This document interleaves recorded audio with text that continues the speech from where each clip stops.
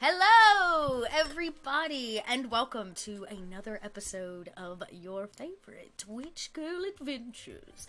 We are back for a little, high school teenage-driven shenanigans. Ooh, thank you for those hosts there.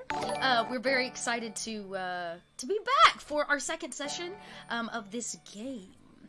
Should be pretty interesting, considering the fact that it's not even the first day of classes yet, and we're already being called to the headmistress's office. But before we dive into being in trouble, let's go around and figure out who all these troublesome witches are. So we'll let you guys introduce yourself, tell us who you're playing, and very briefly, you're welcome to just kind of let us know who you are and your pronouns. Let's actually start with Shauna.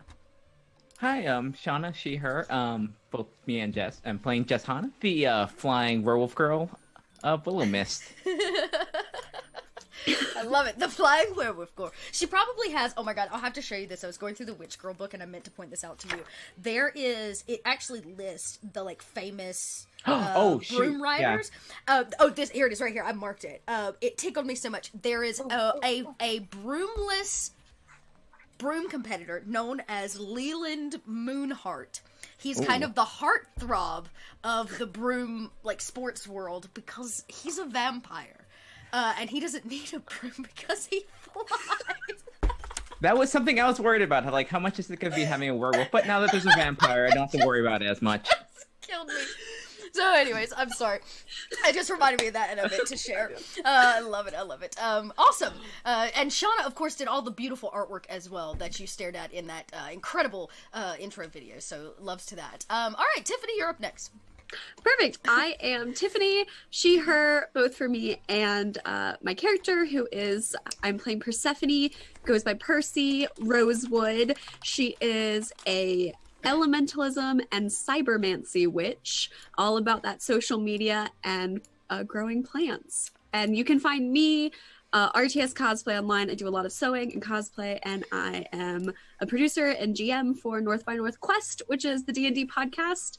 Dot's on with me, so please check that out as well. Yes, you can do that actually by hitting this thing right here. Hang on. I'm usually on top of it a little bit more. There we go. That's link. Awesome. And moving right across, we have Kika. Hey, I'm Kika, she, her pronouns, and I'm playing Elizabeth DeTass, also she, her pronouns. Way too smart, like 12-year-old, I think it was, who specializes in time and space magic, mentalism, and spell breaking. Oh, but yes, and I have a feeling that's going to, we'll see a bit more of that today, and it's going to come into play in terms of story. It all comes together. Awesome. And moving right along, we've got the Gluttonous Geek, Catherine. Hi there, my name is Catherine Borson Eastus. I run the nerdy food blog, The Gluttonous Geek.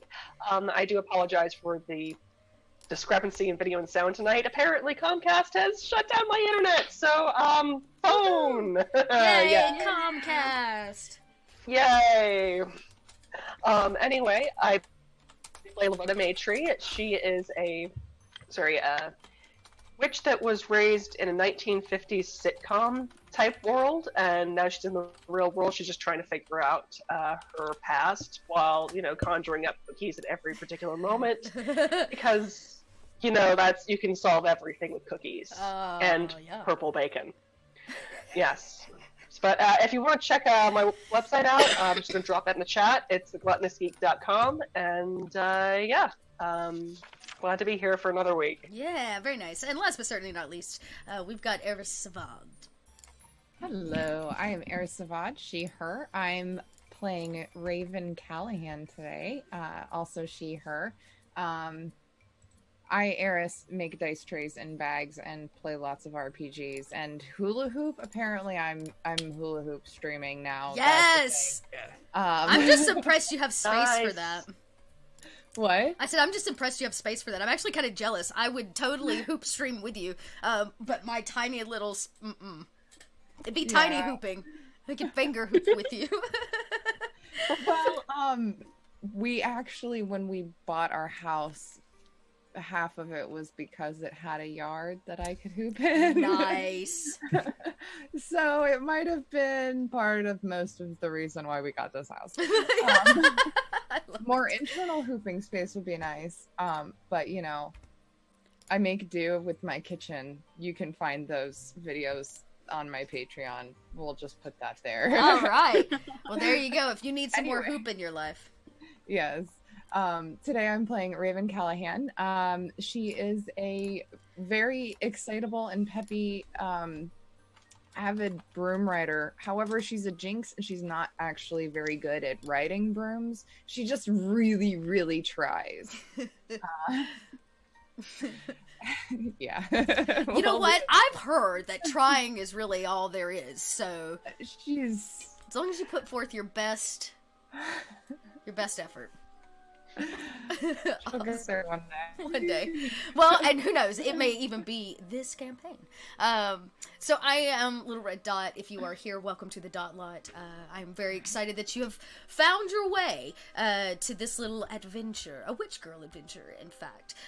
This is only our second session, and some things just for you to know. We use safety cards at my table, or safety tools at my table, so my digital table. So just know that in advance. X, N, and O from any of my players privately in chat. I don't need a reason.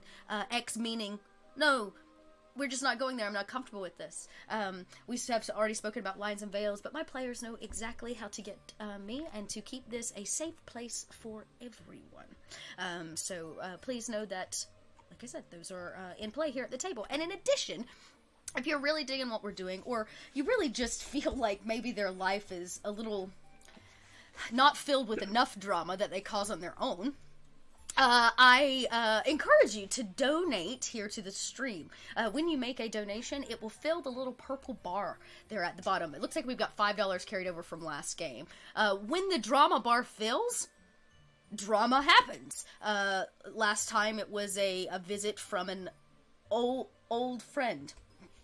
We'll say, who was probably put down by Elizabeth. She was not prepared for that. I'm gonna be honest. She's not quite as snippy as Princess Lucinda Nightbane. But last game was our premiere. It was a welcome back from a summer break where everybody kind of went and did what you do on summer break. Some of them stayed here because they needed to make up classes, or maybe they didn't have anywhere else to go. Willow Mistt never turns witches away, especially if they need somewhere. Aurora Mistt, the head mistress, would never allow that. But it was a interesting first day back. There have been renovations made to the school after last semester's attack. The Witches' World Council has taken very specific orders. Oh, thank you, PH! They have taken very specific orders from,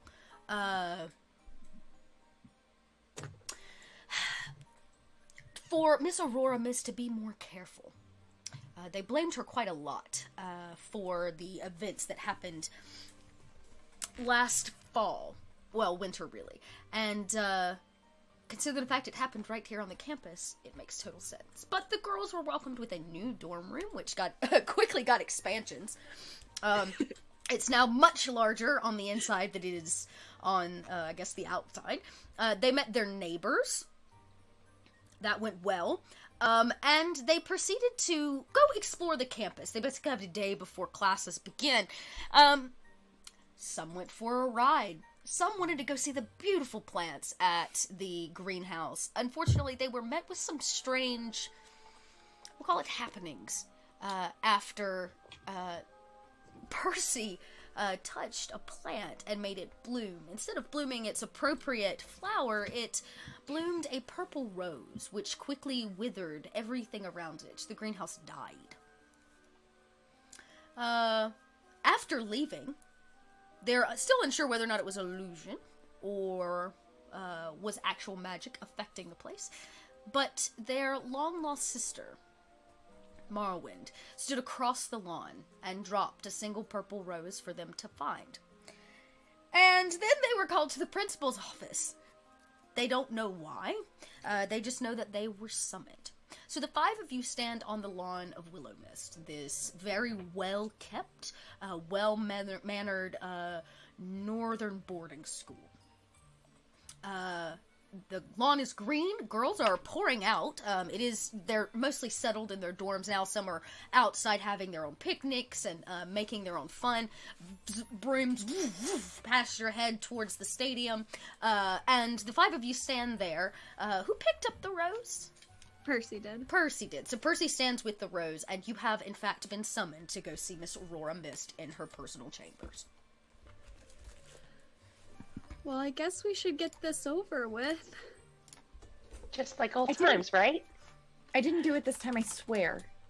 No, you didn't do it this time. Wait, this time? What? What? What? What are we talking about again?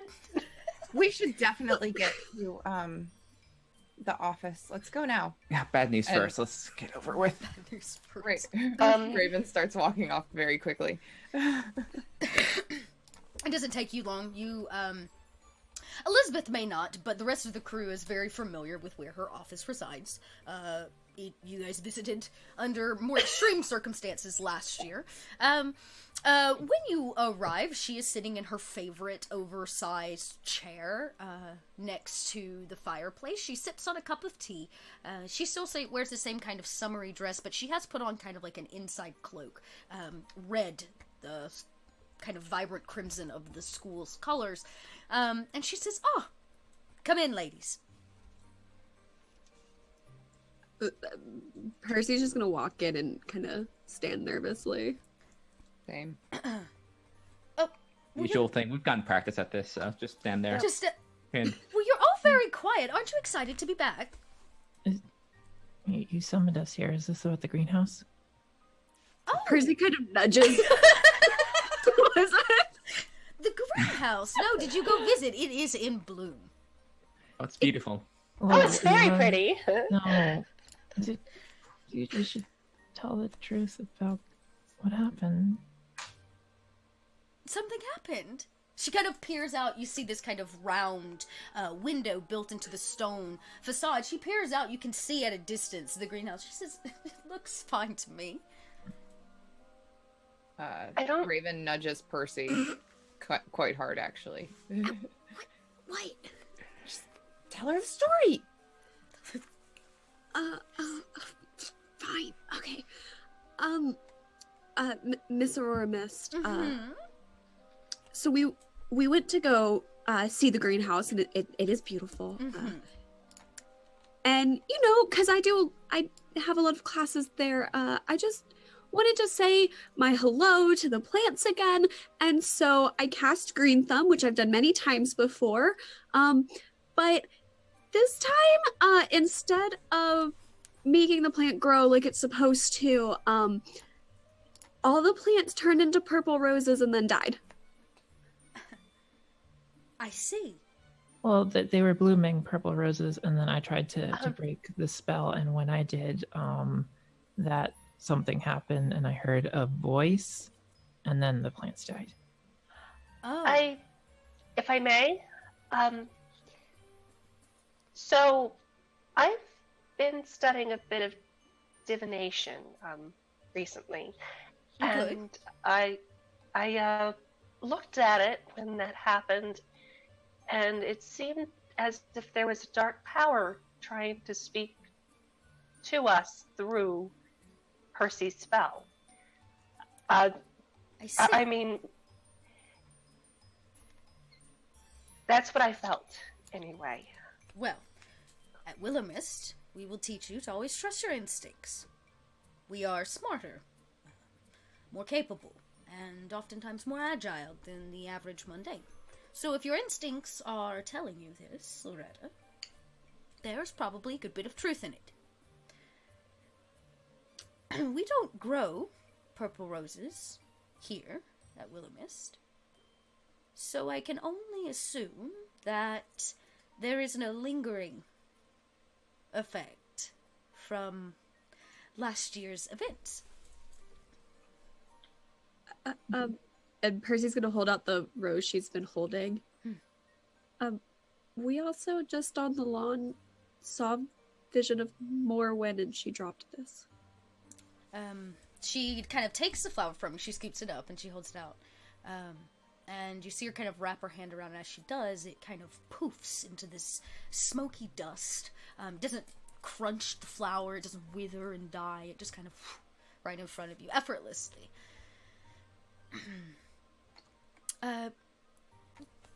This morning, I dodged a question regarding your past sister.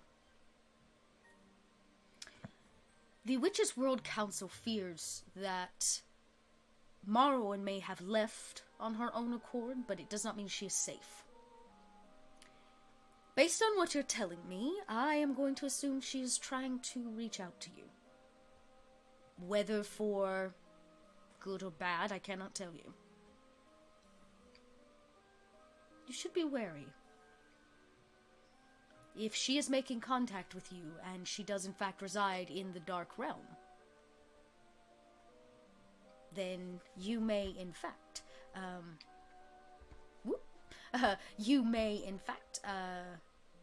Sorry about that. That's alright. There you go. Yeah, you may in fact have, There we go. some trouble on your hands.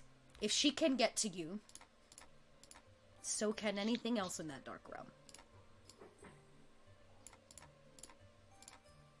So, does that mean we're not safe? My child, you are a witch. What have you learned from your histories? Witches are never safe.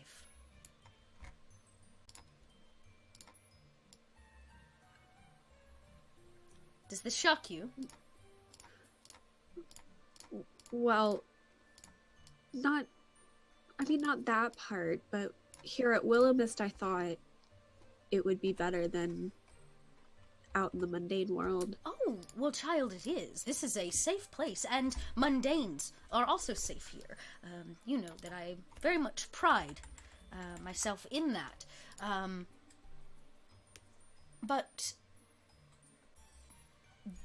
we have throughout the years... Oh, looks like we lost one. I'll keep fixing cameras. She'll be back. Yep. Sorry about that. That's all right. Let me. There's two. Yep. Let me cut one. Hang on. That should straighten us out. Hang on, Catherine. Hold on. Yeah, you cut whichever one you want. There you go. Yep. Perfect. I'm going to. Ooh, gosh. Oh. We're getting triplets. What? We're getting What have I told you about duplicating yourself? magic gone wild. Advanced magic. Right.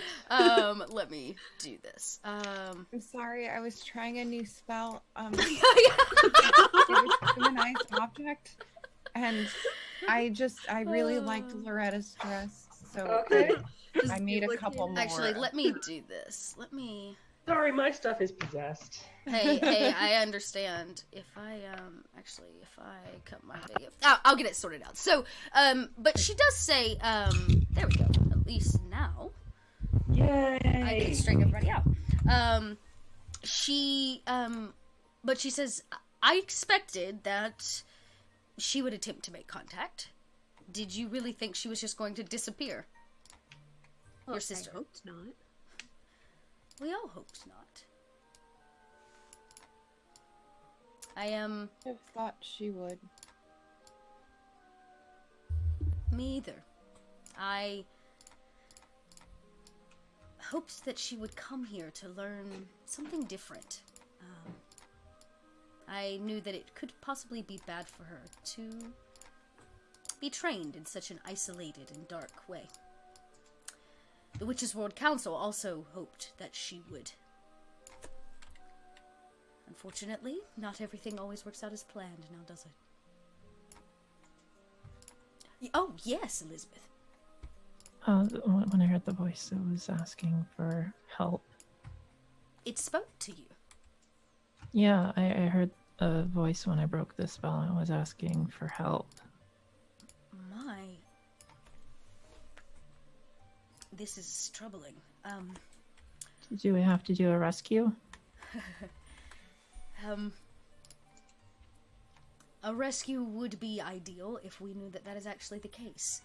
Unfortunately, I'm afraid that Marwyn may be tempting all of you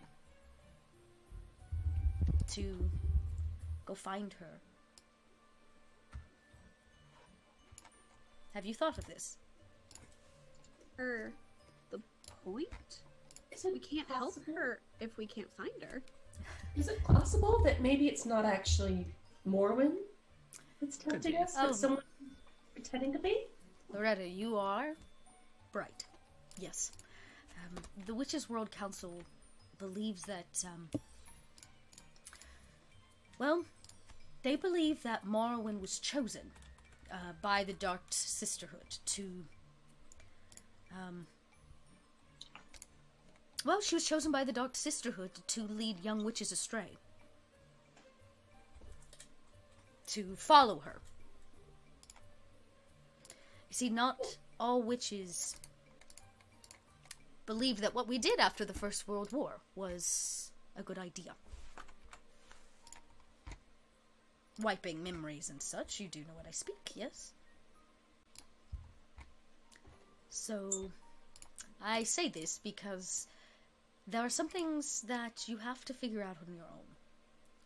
And whether or not to follow this call for help will be yours to make. And she looks at you and says, in fact, I called you here because I had something to give you all. Oh, okay. She says, well, you can't be proper Hex Scouts without your approved uniform. Oh, Face. She says, I know more uniforms, but remember, looking the part is just as important as the work that you will actually be doing. It cannot get out. So, she gestures, and as she does, 5 vests appear on this kind of chaise couch or lounge that she has, red and velvet. And she says, there's one for each of you. These will be your approved attire. Now, which, as I told you before, the Hex Scouts have existed for many millennia. And have been used as a front by the Witches' World Council before. Unfortunately, it is not as simple as claiming that you are Hex Scouts. You're going to have to be Hex Scouts. So, tomorrow, after your first 2 periods, I believe you have a study hall that bumps into lunch. You will be going to apply for your Hex Scout troop. You have to do this through, excuse me, the Witches' World Council has to approve it, stamp it, and you will have to make your case. We have to make a case of why we want to be Hex Scouts? You have to make the case that you are worthy of being Hex Scouts. Oh, okay. What sort of things do we have to prove for this? She says, well, have you read your Hex Scout guide? Not yet. Yeah. Looks like you may have some homework before tomorrow. It was only a couple hours ago. She kind of smirks. She says, yes, I know. But I did tell you it would require a lot from each of you. You must maintain your classes, and as Elizabeth pointed out, hopefully, your rescue mission will happen. Oh. Okay. Okay. Thank you. Sounds Great. excellent. It sounds like we've got some homework to do, girl. Because we're like, fuck. So you look over, these vests are not fashionable. They're kind of boxy. And they just slip on. They're like a cross guard, like kind of shape. They are dark. They're kind of this like deep midnight color, almost black. And you can tell that there's a place on them where patches either once were, and they have been pulled off as if these have maybe been recycled, or reused down to you. But yes, it's clearly meant, to have patches and such, things put on it. Oh. Oh, this is fantastic. Thanks. It brings me back. She also says, and don't forget, she hands each of you your first patch. It is orange. It's about 2 inches in diameter. And it has the Hex Scouts, like, logo embroidered onto it. And she says, now, you don't get to wear this until you have been approved. Oh. Oh. Nope, got it.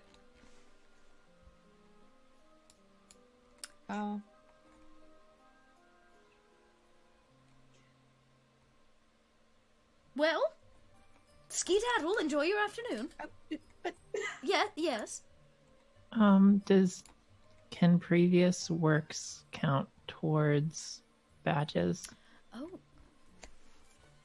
Interesting. Retroactive badge. She kind of thinks about this. That is a possibility. When you make your case, you're welcome to ask and see if they will accept. If so, I will be more than happy to issue them to you. Other than that, and if they leave it up to me, which I doubt, now, she kind of whispers under her breath, you know that I will help all of you achieve status, no matter what the cost. It is of utmost importance. Thank you. I guess we should go read the handbook now. Seems like a good idea. Elizabeth, would you mind staying for a moment? No. Don't be frightened. She kind of snickers. Percy just whispers, "Good luck," as she walks out. You guys kind of pad, and she says, "It will not take long. I don't want to keep you from your one free afternoon before the semester begins. It is no question why you have been brought here, but I want to assure that I have answered all of your questions, because most importantly, I need you to be my eyes and my ears when they are off this campus. It is worrisome that Morrowind has reached out to them, regardless of whether it is actually her. They loved her very much, and I fear that this connection will weaken them, blind them to the truth." But what if she actually really is in trouble and needs help? Then we are going to do everything in our powers to save her. Oh, okay. After you have made the appeal as a group to become Hex Scouts, I have a special request. One that I think you will find most interesting. What is it? Tomorrow there is a Witches' World Council hearing. Promptly after the open floor, which is where you will be making your pitch. I would like you to attend. I would like you to witness. And afterwards, I would like you to introduce yourself to one witch in particular. One of the Coven of 13. Now, you know the Coven of 13 to be of the utmost powerful. They are basically the ruling body of the Witches' World Council. It is a personal friend, and they have requested to meet you. Just me? By myself? Yes, Elizabeth. You are a very powerful witch, and at such a young age. Very bright. And you ask all the right questions. Your interest in ethics and time and space has also sparked interest in one of the Coven of 13. She would like to take you to lunch. And she's not secretly evil. She is not secretly evil. Okay. She kind of laughs. At least, let us hope not. Yeah, I do hope so. In my last school, I was told that I'm supposed to fight evil things. Oh, you are, and you will. And you're gonna have more of an opportunity to do that now than ever. Okay. What do you think of the campus and the school? It's nice. I haven't had a chance to see everything yet. Oh, you will. I guess there's no need to rush, and these ladies have been kind to you. Yeah, they've been nice. I do want to say something that's been on my mind, though. The student you sent to get us. Oh, yes. After we saw the other one that's missing. Morrowind. Yes, Morrowind. She showed up, and then after we talked, she picked up something from the ground, but I didn't see what it was. It seemed suspicious. I will look into this. Thank you for your honesty. Another reason to have you around. Yes. I do want to do good things, but I also... You know more magic and things and probably are better at dealing with things than I am, so... She laughs, she says, well, that is why I'm headmistress, I would hope. Yeah, exactly. But you are going to do just fine here. I have no doubt.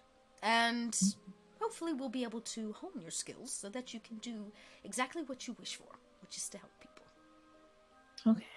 Wonderful. And she kind of passes off a small piece of script, kind of scrolled up paper to you.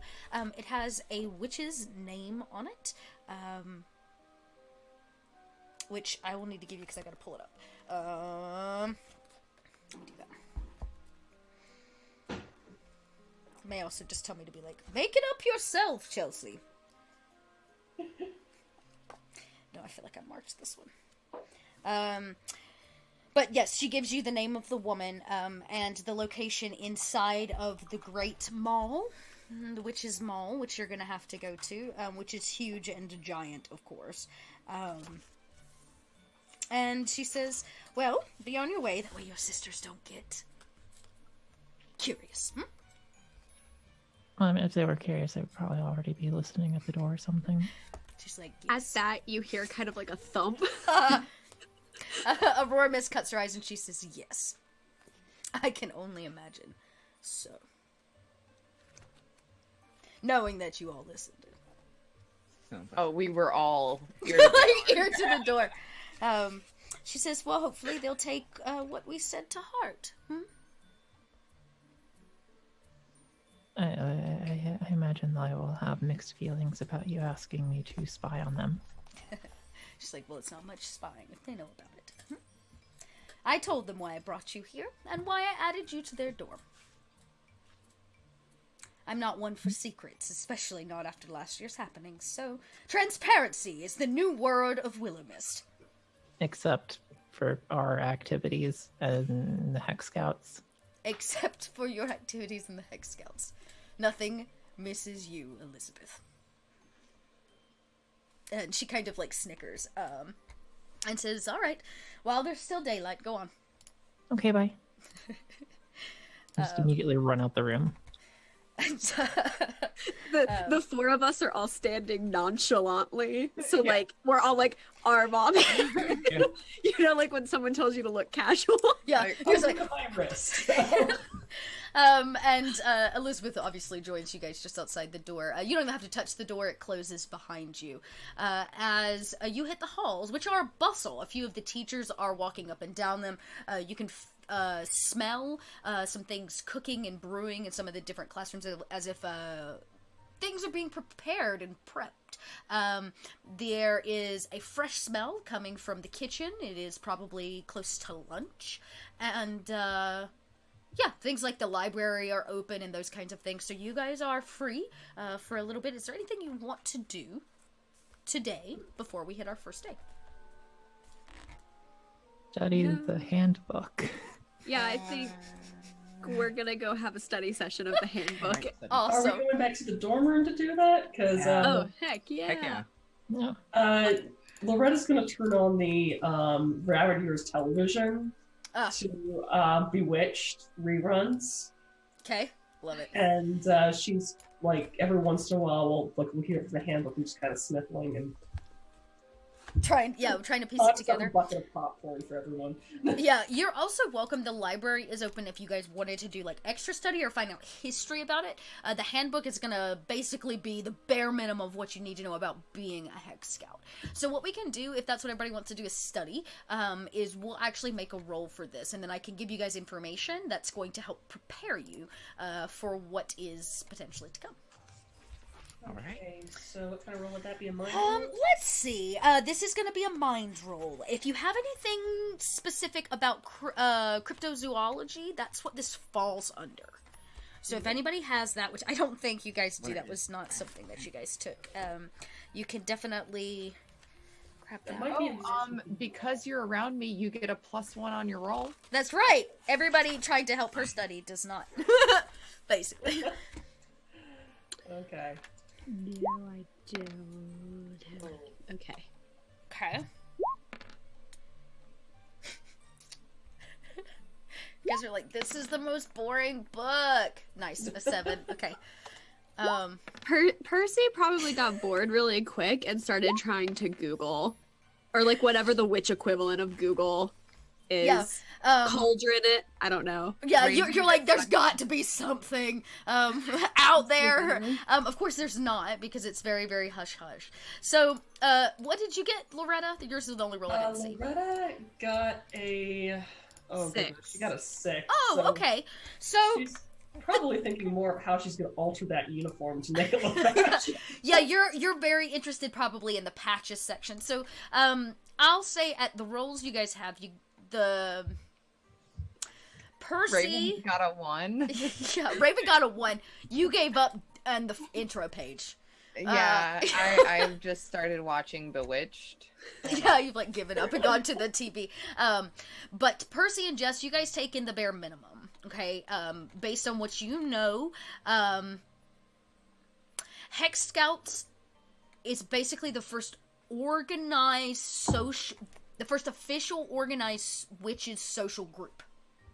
Okay, cool. It grew out of meetings in magic circles, specifically in the woods, those are pretty low.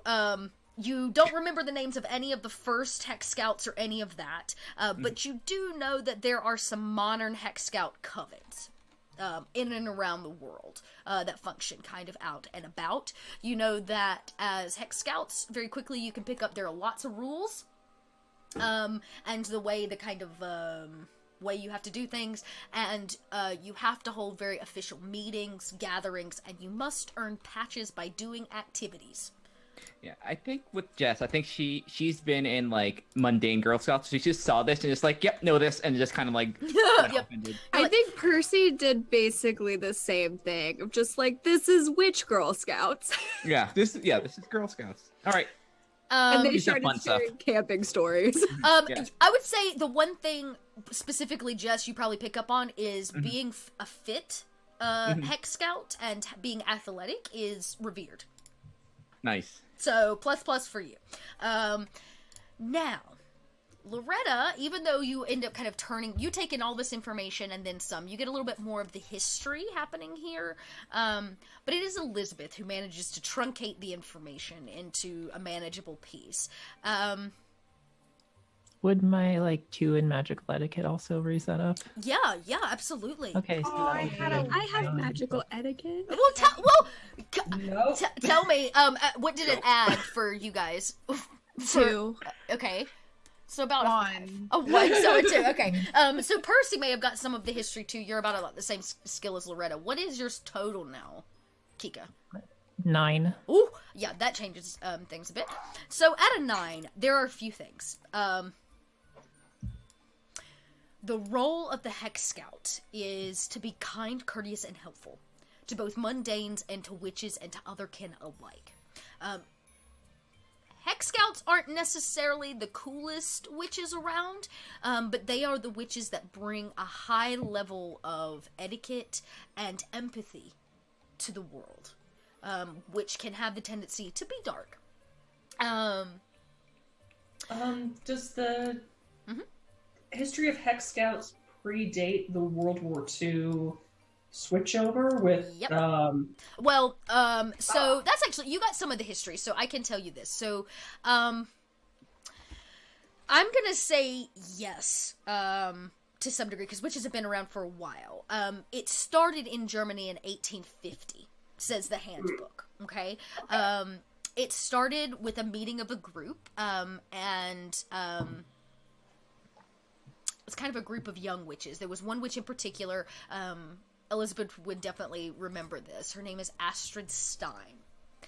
She learns the magic of working together and what it means to foster a sense of equality among witches. And that is what she built the first Hex Scout group off of. They were the first to be called into both world wars for this reason. Interesting.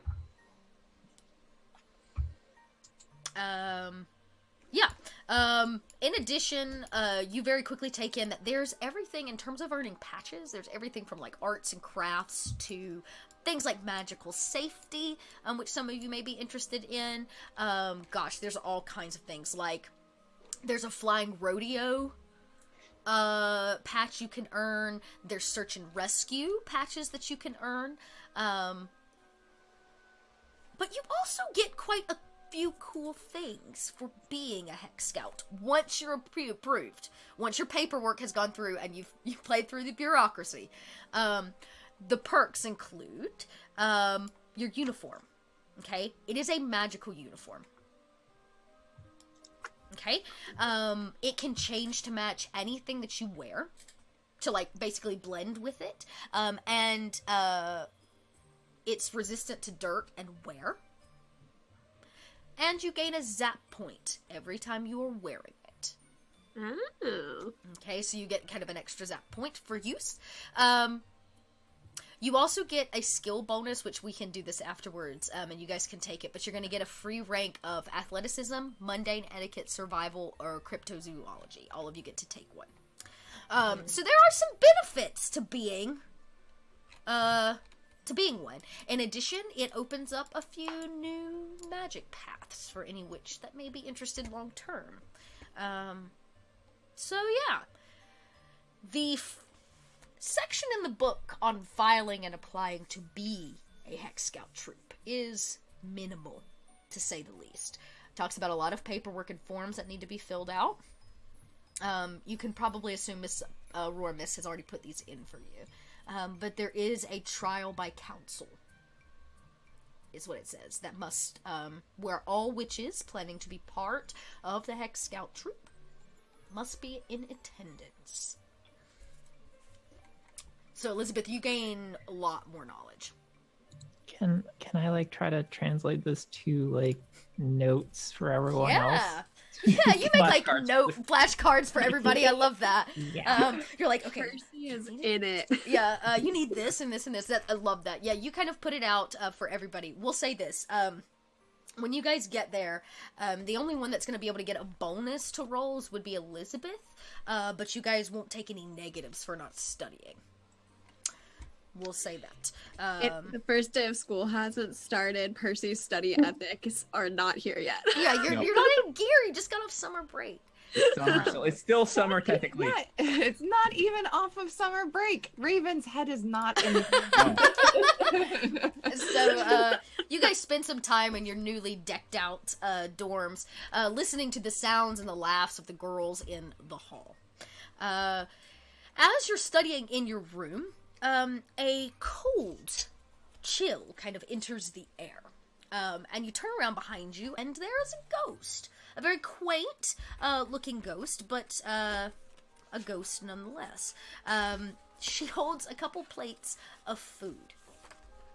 She says, "You all missed lunch." Oh, sorry. Thank you. Thank you, Miss Laverne.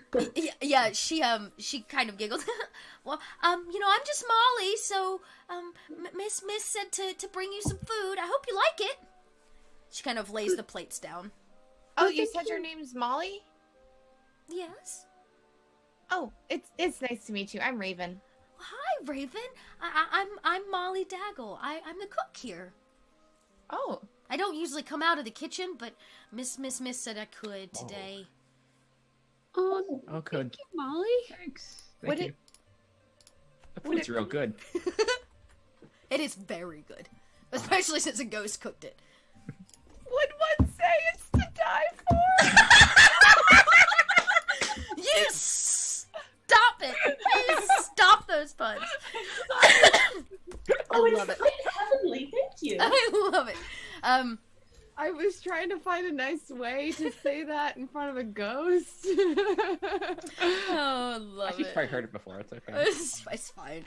And It has unearthly quality to it. and she kind of says, "Oh, you're also full of compliments. Miss said you were very, very nice." She looks very young. She can't be... Just at appearance, she can't be more than 15. She wears this kind of high-collared robe that reminds you of Eastern attire. Kind of like monk-like robes. Does she look familiar to any of the textbooks of witch history that we have at all? Or are you have to make a mind roll on that? Or Ooh, that's a good question. No, okay. not really. I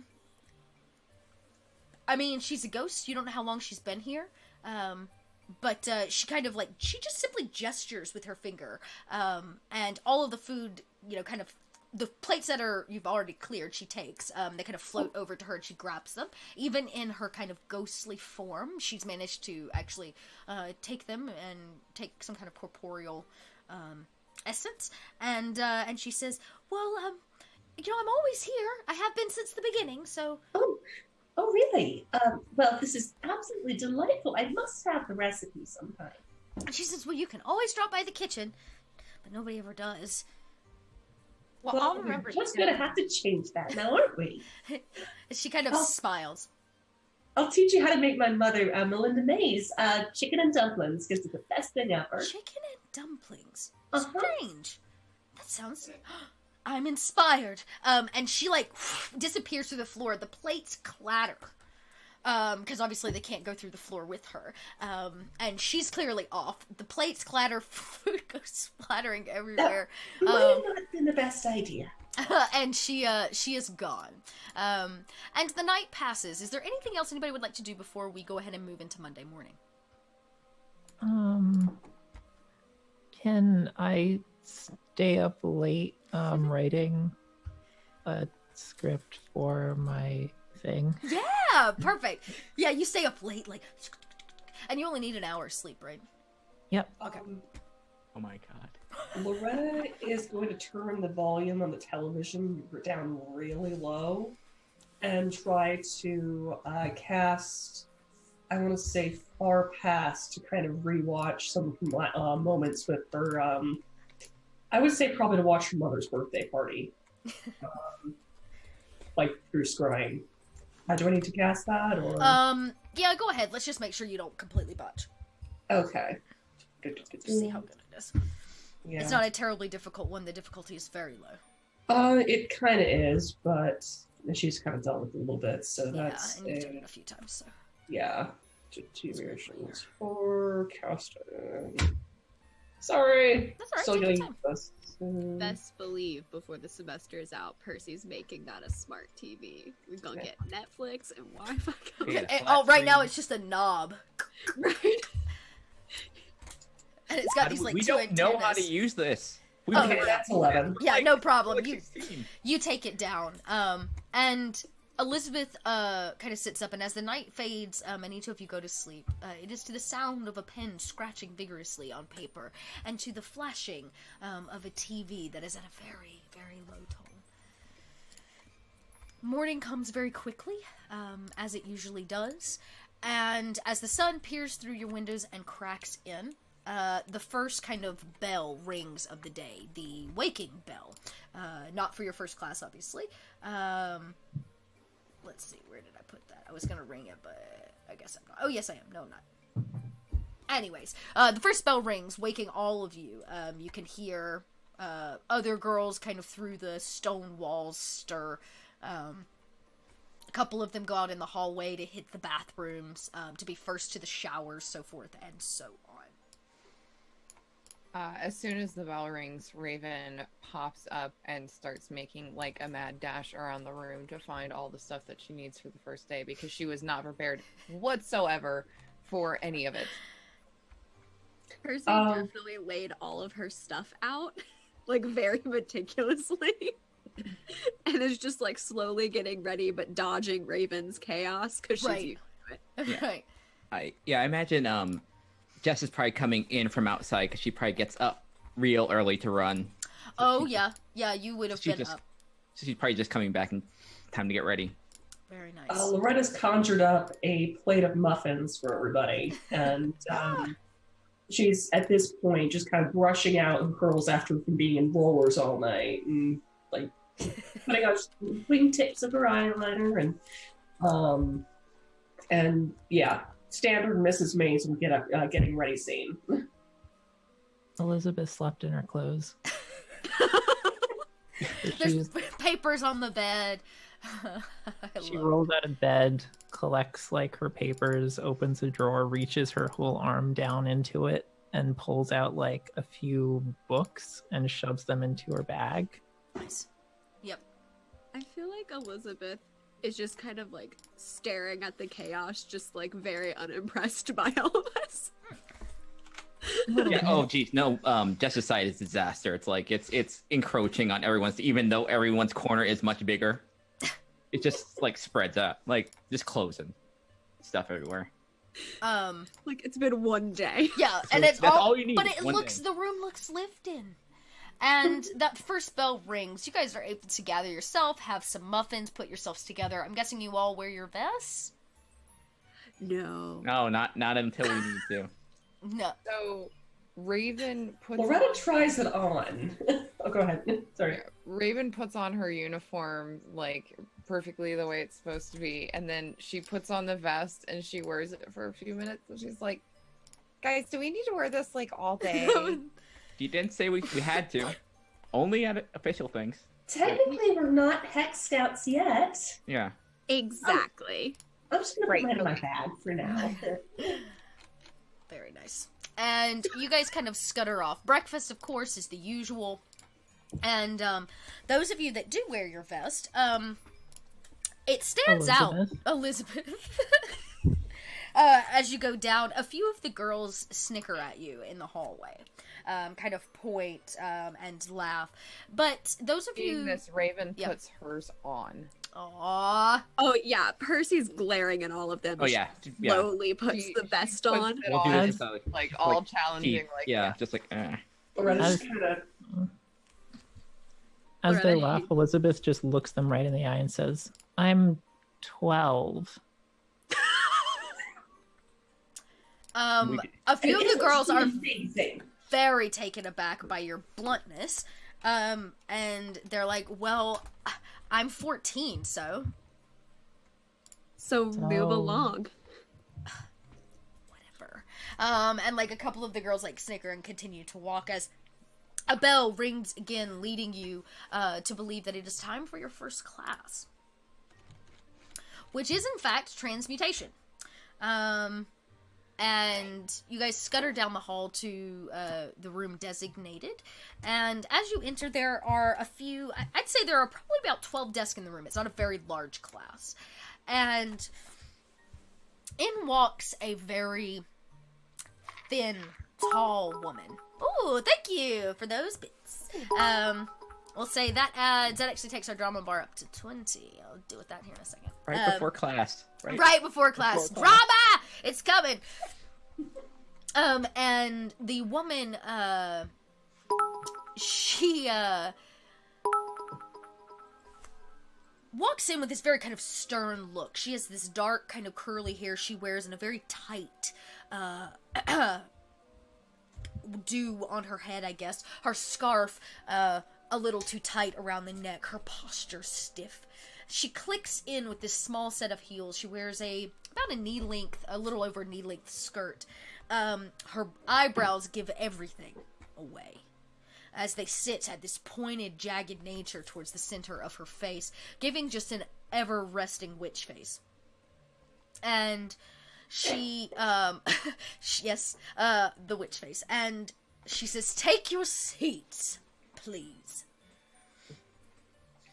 She does. Yep. Yeah, we all scurry to seats. She says, Put a textbook in my chair before I climb up on my seat. she kind of lets everybody settle. She watches with a raised eyebrow, taking in each of your movements, like your prey. And, let me double check here. Yeah. She says, "Well, I know you are all planning for transmutation, but this class is now offensive magic." I don't know. What is this menu that keeps popping up? And Loretta is just like looking at her schedule, looking at just kind of going, am I reading this wrong? Cool. I would like to officially file for conscientious objector status. She says, "Would you now? Yes. What would you like to object?" Offensive magic. She says, "I appreciate this, but all witches should learn how to defend themselves." That's what defensive magic is for. No, defensive magic is for vying off magic. She looks over right at Jess. She says, "Jess, you're one of those sports types. Would you explain it?" Yes. Cover. Yes, offensive magic is to stop people before they stop you. It's the best kind of defense, offensive magic. So Is that correct? It's to hit people because you can't think of a good way to reason yourself out of the situation. Yes. And your name? Elizabeth? Yes, Elizabeth. You are right. Most witches do not prefer this, but, there are some, and the kind of shift in her voice, makes it very clear that she may be aware, that all of you may run into danger, or that, all witches eventually run into danger. You're not sure. But she says, "But it is important that witches have the capability, if necessary, to cast offensive magic. You are not required to use it outside of this classroom. In fact, you are asked not to. But in here, this is a safe place. I am Ursula Scratch, and I will be your offense teacher for this semester. I also teach mysticism and alteration."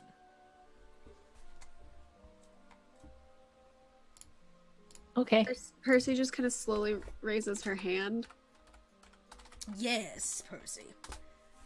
So are we not learning transmutation at all this semester? She says you will, but it will not be taught by me. Oh. Is it in this class period? Because I might need to update the schedule.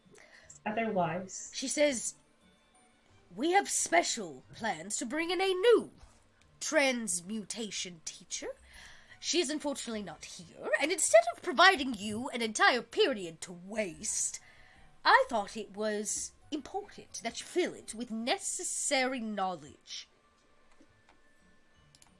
Raven actually raises her hand. Yes! Which never happens. Raven, a question. But isn't it really good offense to turn someone into a chair, too? Because I was hoping to learn that spell soon. Her head hangs. I see it is going to be a long semester. Yes, Jess. Is it still offensive magic if you hit someone with your broom? No, I don't think. Not by the textbook. And she quickly, flips through it. I don't see it, unless, of course, you, I guess, use offensive magic to move the broom to hit them. Well, a broom is magical, and smacking someone before they smack you is offense. You fly into them. Let me put this, she says, let me put this in simple terms, ladies. Offense is the magic of combat.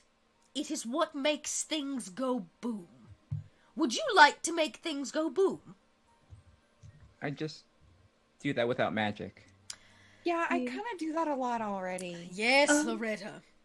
Yeah, so just back to my previous question. So does that mean that I need to put offensive magic in the slot for transmutation? If it means you will arrive on time, you should probably cross it out and replace it. Yes, Elizabeth. Okay, that's what I was asking. She does that. She says, yes, Elizabeth. Oh no, you are muted, Elizabeth. Who took your tongue? In my last school, I learned that teleporting a rock right above someone's head is very effective. Can I do that? Like a big rock. Well, that would be more time and space manipulation. Yeah, I'm really good at that. Let's start with something simple, shall we? On your feet, ladies. And as each of you stand, the desk, you can see her, she simply makes a motion. The desk against the walls, leaving the room significantly more open. The room is kind of long and narrow, and she says, partner up. Across from someone, please. 2 lines. Can I use my wand? You are encouraged to use your wand. Please do. Actually, you should all break out your wands. Percy pulls out her cell phone, because it is her wand. That is totally fine. Whatever it is that you cast through. My eyebrows? Oh yeah, you do the twitch, yeah. And she says, oh right, Loretta, you're a twitcher. Here. She hands you a pencil. You're going to need something. The first thing we're going to learn is disarm. Sometimes you are right.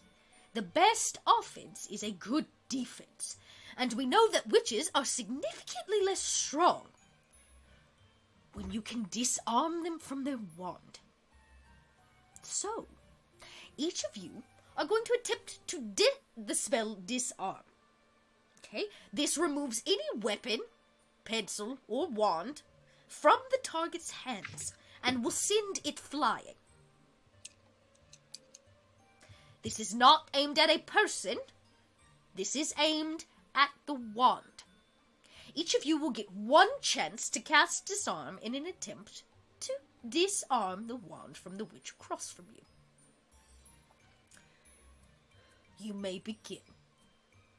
And she just kind of, walks down the aisle, and as she passes, you see some of the other girls get very excited. They're all into this. And they start kind of casting at one another, trying to disarm.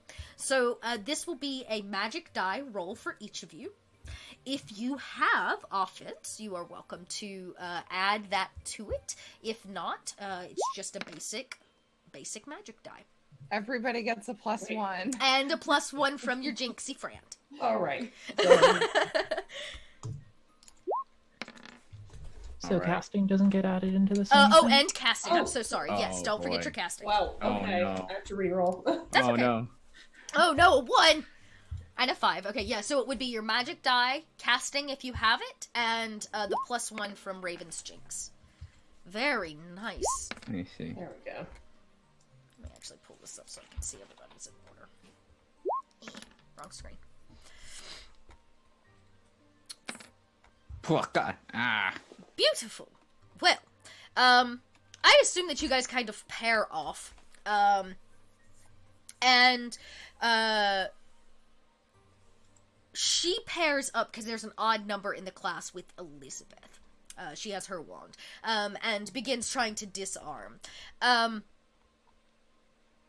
We'll say, just because this is the order.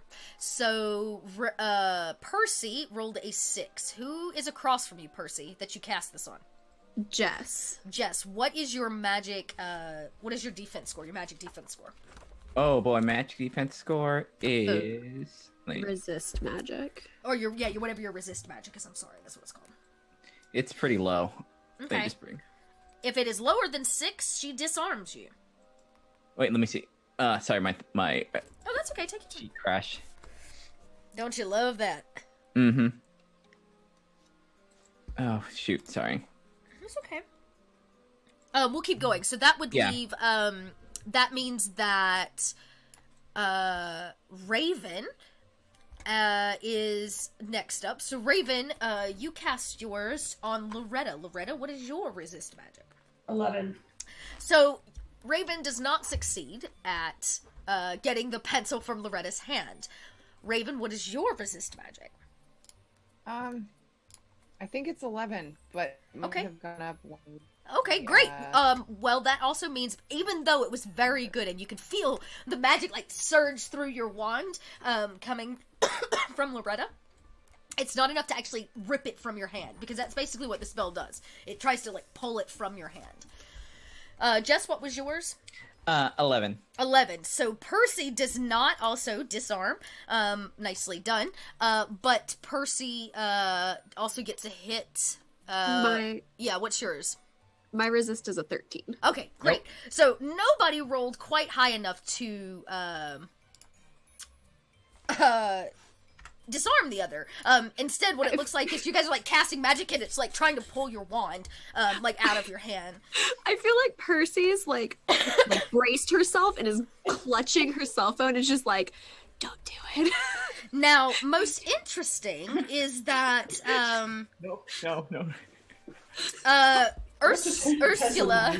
Ursula is across from Elizabeth. Though a 10 is not high enough, obviously, to hit her, resist magic, she says, very good, Elizabeth. Any average witch would have had her wand ripped from her hand. Well done. Thank you. And, she's like, it would be unfair of me to try to, cast magic at you, so I will... No, go ahead, I'm fine. Hold. Oh! Well, I see. I'm trained. Brave. Okay, it's been a while. She kind of, you watch as, you can tell she's very practiced as she moves her wand in this very clean motion. Very precise. She will, then roll if she's been given permission to do so. Fun times. And she's also trained in this specifically, so she'll get 2 more to that. Oh, almost an 8. Does a 9 hit your resist magic? Nope. Oh, very nice. She slings it forward. You can feel it rattle again through it, but it doesn't rip free, and she says, stronger than we appear. I went to Chiron Academy. Much stronger than we appear. She continues down the line, kind of looking at all of the other girls, giving you guys a brief minute or 2 to chat behind her back as she gives feedback to the other girls in class.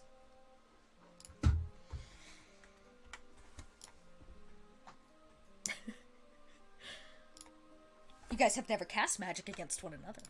Mm-mm. We have not. This is also, I think, magic that none of us have. Yeah. Ranks in. I think you kind of notice that Jess is restless, but, like, having to, like, use her wand to try and distance. Like, if I wanted to go down there, I would grab it from her. I would just take it from her. Yeah, exactly. Okay. She says, well, let's see. Maybe one more for today. And then we'll call class. I'm sure you have somewhere else you need to be. Like the greenhouse. She cuts eyes at all of you. This is a fun one. I understand that many witches are against harming one another, especially permanent damage, but occasionally it is important to say things in private. Deafening a witch is a non-permanent way to assure you are not heard. I would like you to attempt to deafen the witch across from you, but let us switch up, shall we? And you guys kind of zigzag switching partners. This time, though, she ends up with Jess. And we'll say Elizabeth and Percy... Oh, no, I'm sorry. Elizabeth and Raven end up together, and Percy and Loretta. And she says, once more, with feeling, and cast it again. So it would be your magic die. Don't forget your +1 and your casting bonuses. What magic type is it? This is considered... this is considered offense, if you've taken offense magic. Not taken by a lot of witches, which is understandable. Alright, let me pull these rolls up. So, wow, Percy. Percy did much better. Yeah, you did a lot better. Don't forget to add the 1 too. So, I did. Okay, cool. Yeah. So, quick and fast. Magic spills out of your cell phone towards her. It grips her wand. She hangs on to it, staring you deep in the eyes, and the magic subsides and passes. And she says, Percy, that device is divine. Well done. Yes, Loretta. Who did I partner you with? I partnered you with Percy. Does a 10 hit you, Percy? No. Does a 12 hit you, Loretta? 11, yeah. Oh, I'm sorry. So it rips Loretta's wand free. You watch it, or pencil free, yeah, wand. Pencil free from your hand. It goes flying across the room and smashes against the wall. Bravo, Percy. I thought we were doing deafen. Oh, you're right, we are. I don't know where or what I'm doing anymore. Okay. Actually, you hear this. The clap starts, and Loretta, your hearing goes away, and it sounds like it starts out by dunking your head in water, and then eventually it just nothing, and you can see her clapping. You can see Percy speaking, but there's no sound that is actually entering your ears. Yeah. That unnerves me a lot, so I'm gonna try to cast a spell breaking roll. Okay, sure. Is that a +1 too? Or? Yeah, because you're in the presence of Raven. Okay. The forever booster. Nice. You're welcome. She's the best jinx there was. And that would include casting too, right? Mm-hmm. Yes. I'd like to think that for Percy to cast deafen, she's just lowering the volume on her cell phone. Just over it. Just down. I love that. Down. Yeah, you break it. That actually meets it. So as it happens, and you're like inner ear thing. You break it. And what comes back is the clapping and laughter of the teacher. She says, I just love deafen, don't you? And she moves right on down the line. It's a little unnerving to me, actually. Good, it should be. It should be unnerving. Of course, we hope you never have to use it, but it could be a very valuable spell. Worst case scenario. And she moves on to Jess. Jess rolled a 7, which of course is not enough to hit her. She stares at you as it attempts to kind of take over her hearing. And she shakes it off and she says, not bad, but I can tell you're relying a lot on your innate magic, Jess. You should learn your form better, And that is? She comes over and she tries to show you with her wand how she does it, and of course I'm sure it's not near as quite as fluid, but she tries with you. And the last two of you, did it hit you? So Elizabeth rolled a 10 and rolled a 5, which I'm pretty sure doesn't hit Elizabeth. Yeah, no, it doesn't. My resist magic is 11. Oh, okay. But she rolled a 10, so just under. It starts to go out, Raven. You could feel it again, that sound of going underwater, and things start to muffle. And you kind of shake your head a little, and it dissipates. You're able to fight it off. But she congratulates you again, Elizabeth. A fantastic performance. Now, class is coming to an end. I suggest all of you take some time, maybe to go to the library. I want each of you to find a single offensive spell that you would use. We will spend the rest of the semester honing this skill. You do not have to like it, and you do not have to use magic against other witches. Of course, it is frowned upon. But I feel I would not be doing my duty as your professor if I was not assured you were equipped with magic that could, in fact, help you in combat. Dismissed! She kind of like waves her hand. Yes, Raven, yes. But can you teach me how to turn a person into a chair instead? Turn a person isn't... Yes, transmutation. I have a feeling that... You said you were a transmutation teacher too. I am, but... She kind of waits till the rest of the girls clear the classroom to finish her statement. It has been brought to my attention that the 5 of you are going to receive some special training. Your transmutation teacher is someone who you have not seen since last winter, and who is by far the best transmutation witch I have ever met. But beware. What you ask for may be more than you're ready for. And she gathers her things. I will see you all in mysticism. Yes, ma'am. And she leaves. You scutter off to your next class, the bell ringing, girls up and down the hallway. Back to a place you know all too well. You were just here yesterday. Outside of the greenhouse stands your herbology professor, Nina Sanchez. Her long braids hang down her back. She wears this kind of cut-off shirt. Her hands are dirty, like cut-off sleeves. Clearly she works outside quite frequently, and dresses very different than the rest of your professors. She smells of dirt and sweat and plants. And she greets every girl as they come in. Come, she says, quickly. We have a short class today, and the 5 of you, I've heard, have a long trip ahead of you. Yes, thank you. And she comes in, and it's a pretty simple class. This first one, she doesn't ask you to do a whole lot. She, of course, talks through the syllabus, and she says, my hope is to teach you how to make things grow. Because if you can make things grow, then you can heal people.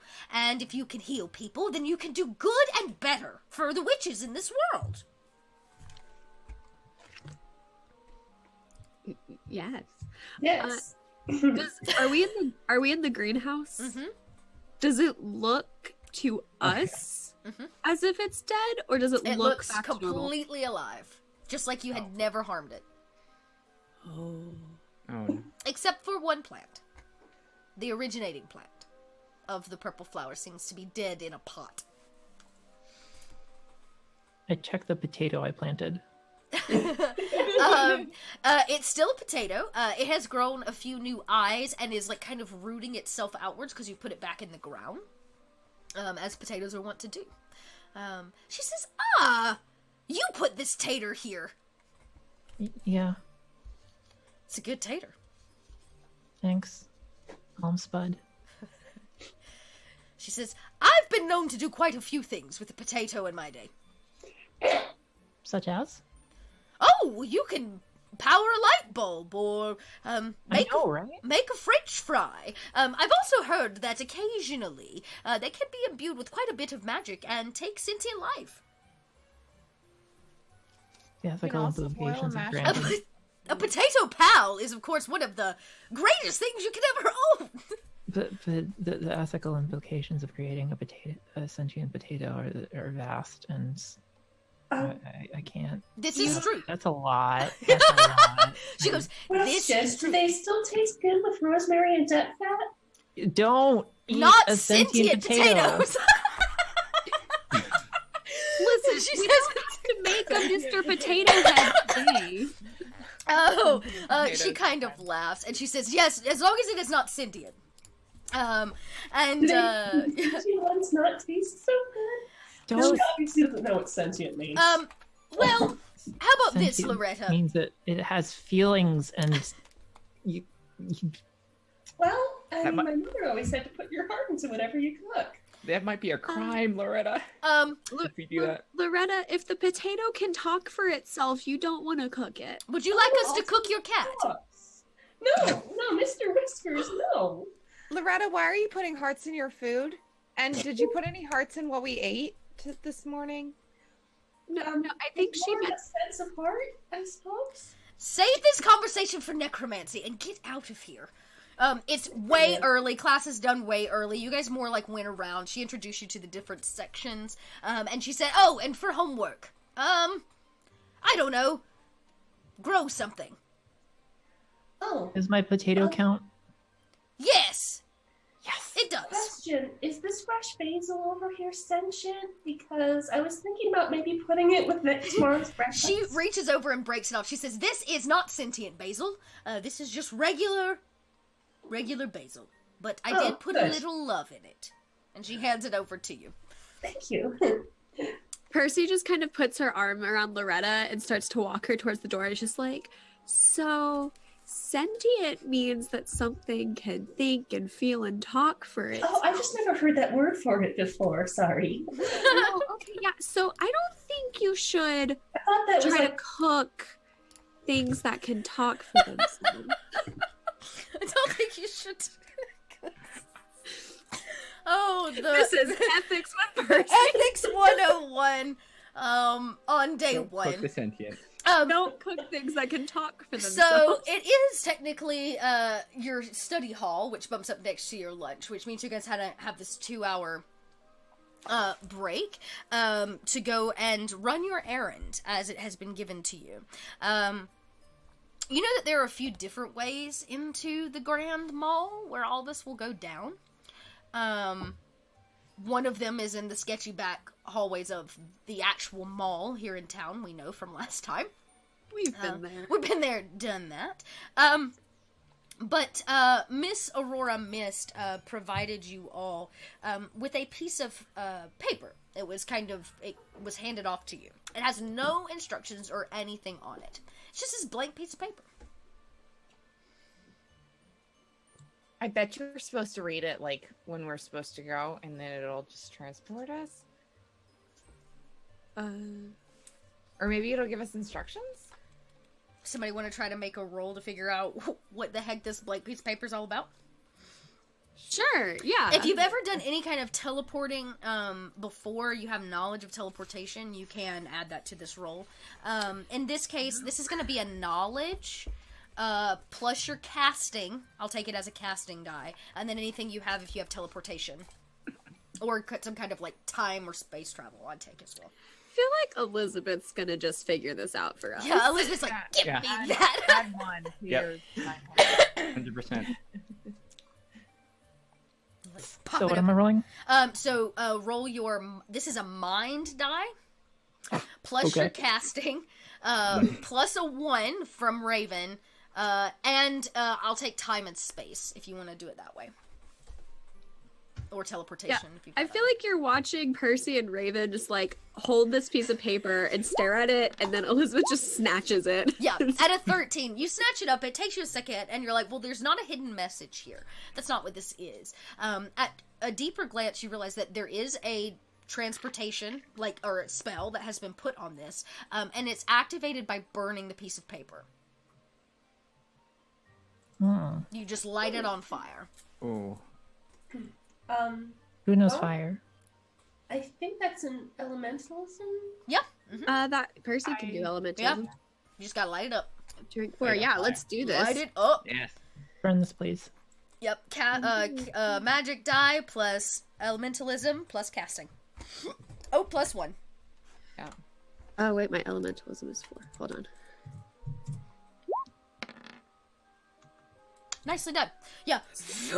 A flame comes out of your hand and it just like quick consumes this piece of paper. As it does so, it doesn't release one average amount of smoke or 2 average looking smoke. This deep black and gray thick smoke begins to billow out of the location where the paper used to be. It encircles all of you, engulfing and looping around you. and then promptly places you smack dab in the middle of the Grand Mall. Anybody that has been raised as anybody that has been raised outside of the mundane world would know a lot about the Grand Mall. This is literally the city of witches. I know everything about it. I was about to say, you know all the things about the Grand Mall. It's huge. There's housing here. There's shopping here. This is where the actual, like, politics aspect of the Witches' World Council takes place. This is the place where the bazaar you guys went to last semester was. And you guys stand at basically the front entrance, which is not where you came in last time. And you look down this extraordinary view. A strip of water runs down the middle. Stacks and stacks and stacks of layers and buildings. Witches are zooming past overhead on brooms and Vespas, vacuum cleaners, and other rideable appliances. And I would say Elizabeth would definitely know where to navigate to go to the kind of headquarters area and the diplomatic side of the mall. Can I just teleport us directly there? You sure can. Yes. Because it is a long walk. It is a long walk. She's like, oh, I know where we're supposed to go. You could have just told me. And then just teleport all of us. Yeah. Very nice. You guys are there and back. And drops you outside of a door. A large wooden door. This is a very interesting, it looks very different than kind of what you entered into, which was like the IKEA of witches. This is a lot older. It has a more serious feel to it. And more importantly, 4 of you, well, and probably Elizabeth has too, just at a different time, have been here before. The day that you went shopping for all of your dresses, you guys passed this large glass wall and witnessed I was about to say, yeah, you weren't there. Percy wasn't there, so you've never seen this. So this wooden door is attached to this kind of glass barrier. I say it's glass, it's really just transparent. On the other side is a very large, what can only be called a courtroom or some kind of like very official room. There are 13 chairs behind a very long table, and the audience space is beginning to fill with witches of all kinds, creatures and other kin of some kinds. There's a small fairy. There's an odd collection of creatures, like animals that look almost plushy, but they're definitely animals. They're probably imaginary friends. You're not sure why they're here, but they clearly are looking for the ear of the council. But people are beginning to gather. They go in this door and they take their seat. They pull a number, kind of from a number, like, thing, and are beginning to take their places for the open forum for this month's council meeting. So I guess we're here for the council meeting over here? I think we need to take a number. Are we all one number, or do we each take one? Let's all just be one number. I mean, we're all here for the same thing, right? Maybe we should, to be safe, each take a number right after the other. I mean, and Raven starts pulling numbers and handing them out. you pull 5 numbers.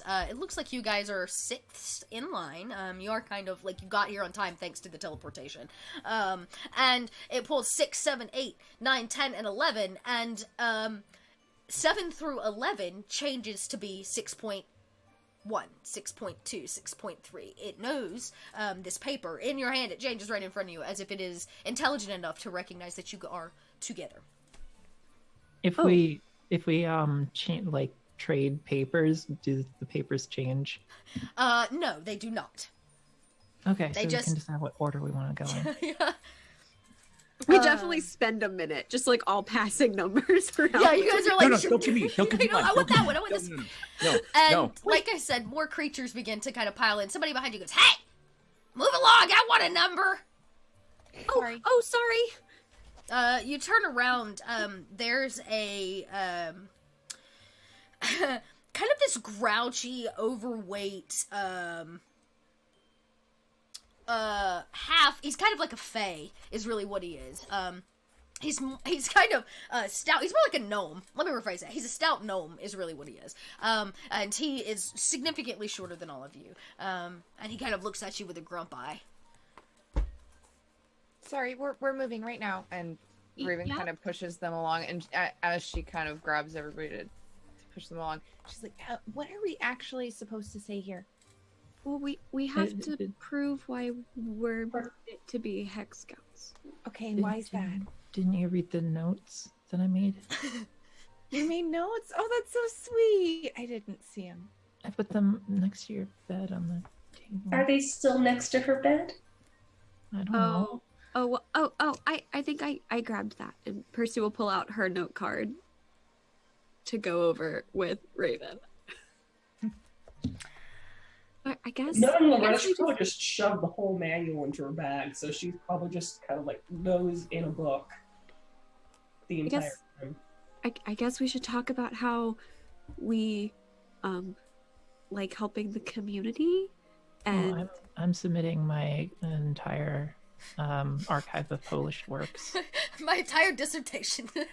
What kind of cookies do you think the council likes? I don't know. We don't have published works. Why not? I mean, even self-published could help. I would a community cookbook for baking that doesn't exist. Would an Instagram feed count as a published work? Do you think the council likes pie? And as you say that, maybe you can just talk about what you did last year. As you say that, there is a fanfare from a group of fairies, actually, off to the side. They come in as a parade of witches file in, one after the other. 13 of them. 6 seats on either side of one large wooden seat. In the middle, you would know this to be the Exalted Enchantress. This is basically the position that is held for life on the Coven of 13. And is voted on by the Ladies of Days and Nights, which sit to her left, the 6 Ladies of Days and Nights. To her right, sit the, well, there's basically a bunch of witches. All of them look very important. They come in each with their style, and they stand. The Exalted Witch asks each of you to rise. And she speaks very officially. She seems a bit older. Most witches hide their age. She does not attempt to do this. She has a gray streak that runs through her thick, curly brown hair. And she says, "Let the floor open for another community meeting. We gather today as the Coven of 13 for the Witches' World Council." She says the date and time. She gestures, a hammer kind of slams down. And off to the side, this giant toad that has been sitting there goes, 1, and it calls the first number. Person steps up. Goes through the process. They make their 3-minute complaint, as most community meetings are wont to go. Number 2, number 3, number 4, number 5 is called. Some silly things, and then the toad says 6.1 through 6.5. All of us at once. Okay, let's go. Good. Maybe Elizabeth should start. Yes. Okay. The Exalted Enchantress says, the new Hex Scouts. Well, Yes, hopefully. Yes. Hopefully. She That's kind what of we're looks down the row at her 12. And why do you think you are deserving of such a historical title? Elizabeth just starts pulling all these books out of her bag and placing them in front of her. Well, I believe my series of works, both published and unpublished, speak for themselves in the matter of ethics and theories.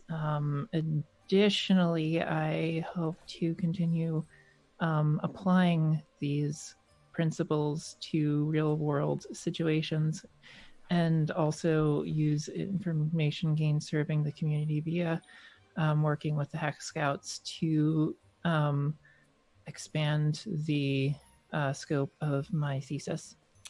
Well, thing is, the purpose behind Hex Scouts has always been to treat all with a level of courtesy and bravery and respect. And we feel that our group of friends has been through a lot to promote that and to promote that understanding between witches and other kin and everyone who happens to be within our community. And we just want to help promote that sense of generosity and kindness and good deeds. She kind of waves her hand. She says, I see. Very bookly answer. A very honest answer. She looks right at Jess. She says, other kin are not usually interested in serving as Hex Scouts. So instead of me asking why you were worthy, since it seems you have been overly preparing for such a question, I am going to ask you instead, what do you think that you, each of you, individually, must tell us, would be able to bring to the position of a Hex Scout? And let's start with the other kin. Jess, is that correct? She kind of looks at the paper at the name. Yes. What do you think you can offer to the Hex Scouts?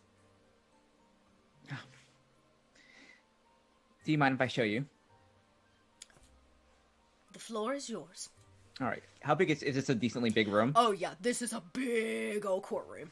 Yeah. So you see her just kind of zip up her like little like warm up from with sports, and she'll do like a gymnastics / broom riding thing in front of her. Like she's showing off her basically her discipline with athletics. All right, do it. All right. Love it. So make the if you're gonna do, you can make just a flat athletics, but if you want to use some kind of magical athletics, you can use the magic die. Oh no, I think that's or just the flat. If you want to, I guess you wouldn't have your broom with you, so yeah. 6. Perfect. Percy can tell Jess is about to do something really awesome, so she tries to be kind of discreet about pulling out her phone to videotape. And Raven is in your presence, so you get a +1 to that, Jess. Don't forget. Okay, 1. Go, Jess, go. Let's figure out my 4, 5, 6, 8. All right, where is it? Oh, there we go. Jeez. Bravo. Tell me what you do, Jess. Nicely done. Yeah, so Jess she took, in addition to being in like regular sports, she probably took gymnastics as a child going into school. So she just does this really intense. She uses her like other kin like hyper fitness, hyper like reflexes just to kind of like just do some really just some really crazy like flips and like yeah. Man, I imagine you get like a running start, and you're probably fast and agile. She does one of those things where she kind of like jumps off the wall. And kind of... yeah, you like parkour back. The majority of the odd creatures in the audience are like, oh, as they kind of watch you ping about. Once you're done, you actually get a slight applaud from the Coven of 13. And one witch in particular stands. This is not the Exalted Enchantress. And this one sits on the side of the Ladies of Days. Now, the Ladies of Days have a tendency to represent the more mundane side of witches, and oftentimes other kin. And a pixie, you can rightfully assume she's at least half pixie, stands by the ears. And she's very quaint, but beautiful. She kind of glistens a little bit in the light. And she says, you would make the other kin proud to be a Hex Scout. She has the vote of the Ladies of Night, or the Lady of Days. All the other ladies, like, nod. The Enchantress looks to the opposite side of the table, which says, which of course are the Ladies of Night. These are the most powerful witches. You cannot be a Lady of Night unless you are 500 years old or older. Wow. Okay? They have the tendency to be a little darker. These witches are a tad scarier and extremely intelligent and powerful. They simply look at the Exalted Enchantress and they nod in unison. The Exalted Enchantress says, well, Jess, you have gotten your coven off to a great start. Next! Thank you. And as she passes by Raven and just says, like, I didn't know if that would work. You did great. Thanks. Percy gives you a little high five. High five. The Exalted Enchantress says, your camaraderie alone is contagious. Elizabeth, she says, you have already shown us your high intelligence and way with words. What else would you bring to being a Hex Scout? If you want a practical demonstration, just give me a spell to break. She says, I do not require an actual presentation. I really just want to hear your words, not written on paper. Oh gosh, I'm not good at that.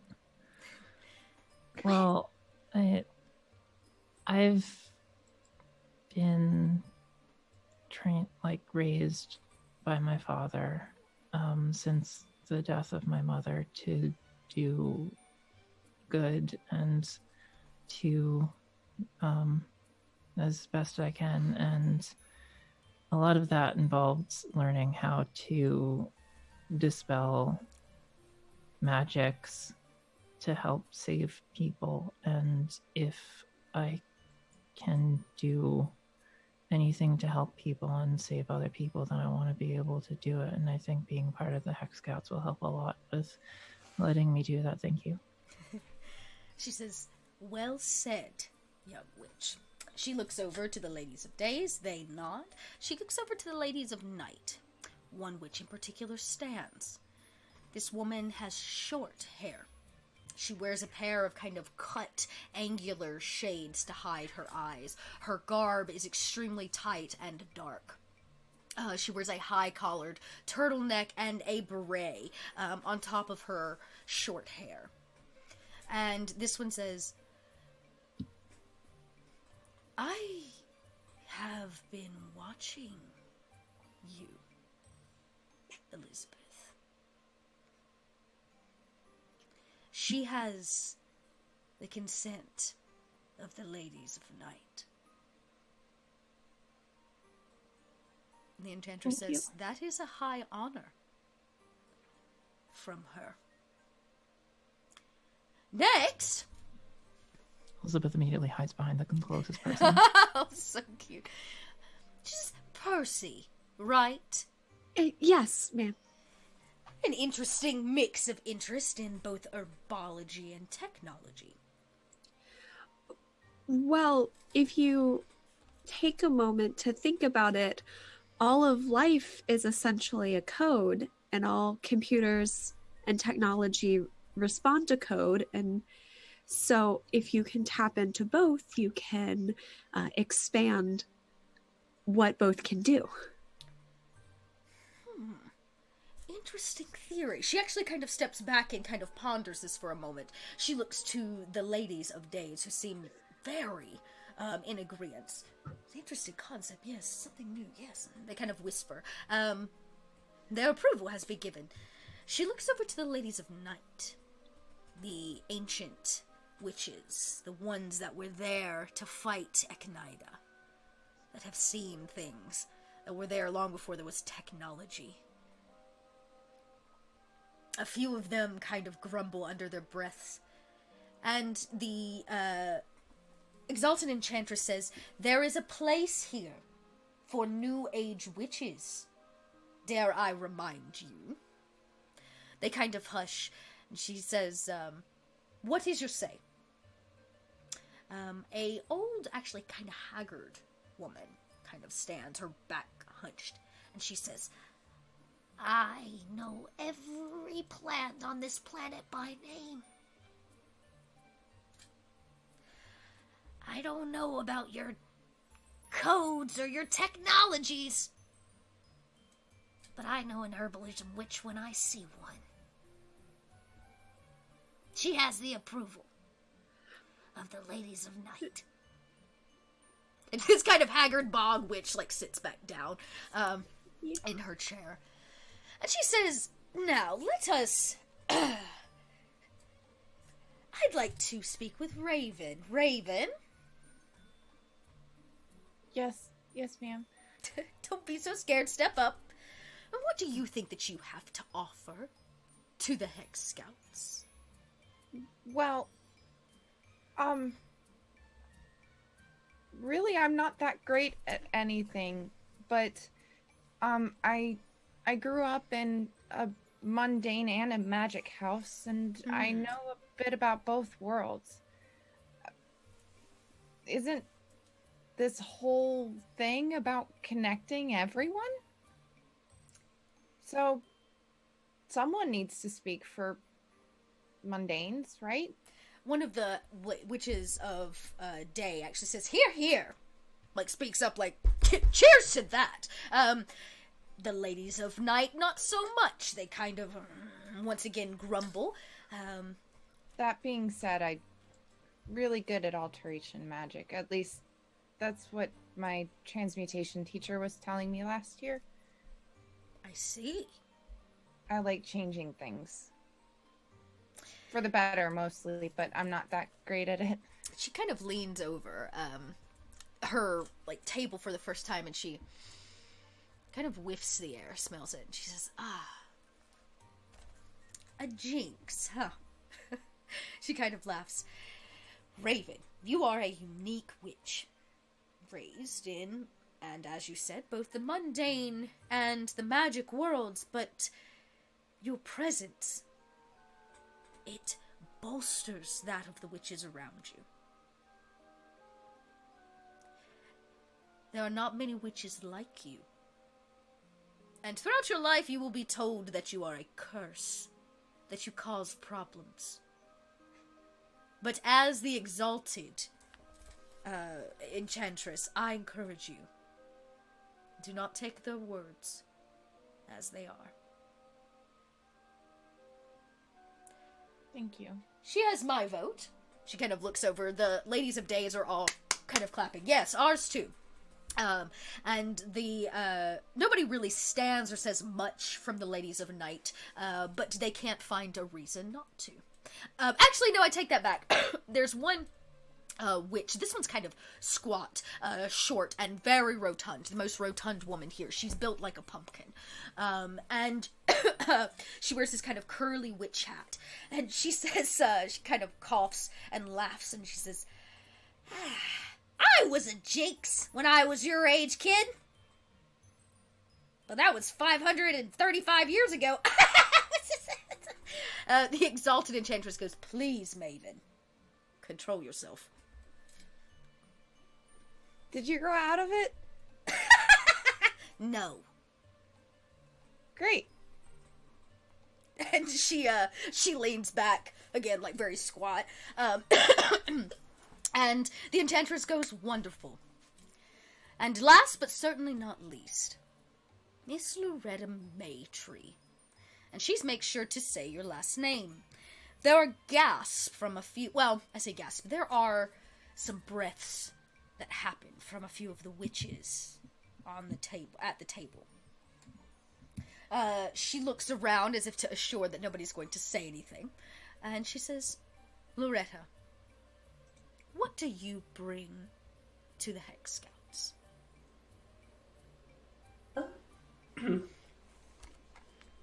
I would say an honest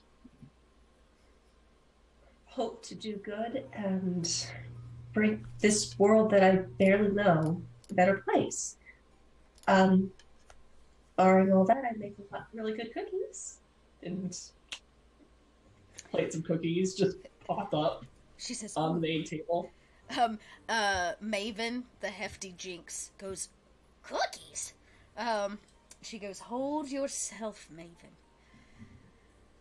You know, your mother gave a similar pitch when she wanted to be accepted into the Hex Scouts. Oh, so she did cookies too? Were they her famous pecan brittle? She passed out many a cookie, and many a pecan brittle. Loretta, the witch's blood that you hail from has a long-standing history here with the Coven of 13. You can see some of the witches nod in agreement. Some of them look a bit flustered. But she says, your mother served on this council. Well, that is certainly news to me. I assumed it would be. She did wonderful things. And she had high morals. High enough that she gave up everything to stand by them. I can only assume that you will bring such vigor to your time in the Scouts, yes? I was raised in a world that's always seen everyone's character beyond the color of their skin, because, quite honestly, this is the first time I've seen more than 2 colors. I only hope that I can help make this particular world as much of a wonderful daydream as the one I lived in is. Let us hope so. But unfortunately, the real world is darker. Doesn't mean we shouldn't try. Spoken like a true Hex Scout. Your application for a troop has been approved. She puts down this kind of like heavy stamp on your stack of papers. She says, ladies, please tell Willow Mistt that you have made me and her school proud. Thank you all so much. And she says, now, be gone. Cookies for everyone! Yeah, I was about to say, so the cookies disappear out of your hand in front of Maven. She has, teleported them in front of her, and she begins kind of nomming. The enchantress goes, Maven, you know we don't eat at the council. And she goes, but the carpet, and she's like munching away at them. You guys are free to go. The bullfrog calls the next number 7,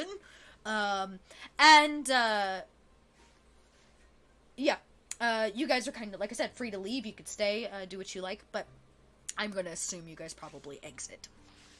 Yeah, I think we all have to get back to class. Yep. Yeah. Because there are classes after lunch. So you guys kind of meet up with someone. Yeah. Did you guys hear that? Would you say that your characters heard what Willow Mistt told her? Oh yeah, we're all definitely So listening. you guys would very well know that Elizabeth still will have to meet someone. But you guys can obviously bustle back to class. We should Good luck getting back. Bye. get back. All right. Well, good luck. Good luck. And you guys kind of part. You're able to definitely take your time. You can maybe browse a few storefronts, look at some of the pretty witchy condos that you could potentially own one day after hundreds of years worth of accruing wealth. But Elizabeth, you stand outside this glass, staring down into this room. A room where rules and ethics have been made for hundreds of years, long before mortals walked this world, or mundanes walked this world, and probably long after them. And eventually, the community meeting ends, the coven exits, except for one witch. The short-haired, black turtleneck and beret stands right in the middle of the kind of convening floor as it empties out. Everything around her is white marble. She stands out like a big black, kind of sore thumb. And she simply gestures for you to come her way. The camera pans and follows our four girls back. There was, of course, a second sheet of paper to return. And as you burn it and it whoosh you back to Willow Mistt, the bell rings for your next class. And I'm sure you scutter off, finishing out your day, headed to after lunch. What is after lunch? What is that for us? What is history? That? Oh, history. Your favorite class, Jess.